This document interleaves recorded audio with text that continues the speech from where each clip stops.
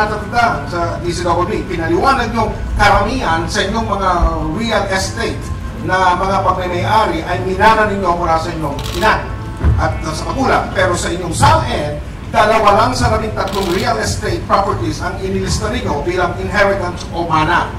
Paglilinaw ng inyong kampo, Mr. Vice President, maaaring tinatawag na land area ang pinagbasihan ninyo sa inyong sagot at hindi po ang bilang. Pero ang hindi pa rin nasasagot, kung hindi po minana, saan po nanggaling ang iba po ninyong 11 ari-arian at paano po lumako ang inyong yaman sa loob ng mahigit 3 dekada bilang isang opisyal ng gobyerno, Mr. Vice President? Meron po kayong 90 seconds. Alam mo, Mike, 3 dekada, ang haba ng panahon na yan. Pero hindi ko natatandaan na sinabi ko na yung aking mga lupa ay puros mana. Yung iba naman doon, nabili namin. At may kakayahan naman kami makabili. Hindi naman, porque kami ko ay nasa kamalan, wala na ako magagawa para makabili ng mga ulahin. Hindi po totoo na ako po ay maraming lupa. Ito ay either na mana ko o ito ay nanay ko. At hindi lang mo sa nanay doon, pati po sa nanay ko. Okay, salamat po, Mr. Vice President. Senadora Miriam, ano naman po ang reaction? Bilang isang opisyal ng gobyerno na mahaba rin nanungkulan, Madam Senator, sa tingin ninyo ba ay tinatawag na matter of public interest ang yaman at ari-arian ng isang opisyal ng gobyerno? SALN, di ba, Senadora?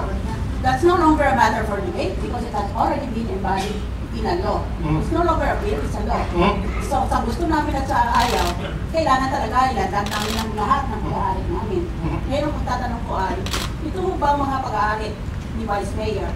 Nakuha niya, nabili niya, o nabigay sa kanya, bago siya naging opisyal sa Makati o pagkatapos naging opisyal sa Makati.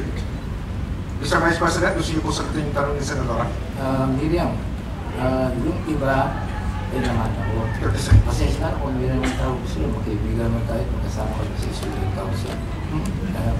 Yung naman ako pa yung bago ako nalagay sa pwesto. Ako ay nanungkulan 1986.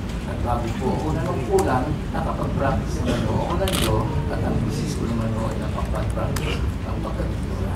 So, ang pera na dapat namin. Pero ulitin ko, yung mga propiedad na yun, ay propiedad na namana ko na bago pa ako napunta sa Salamat po, Mr. Vice President.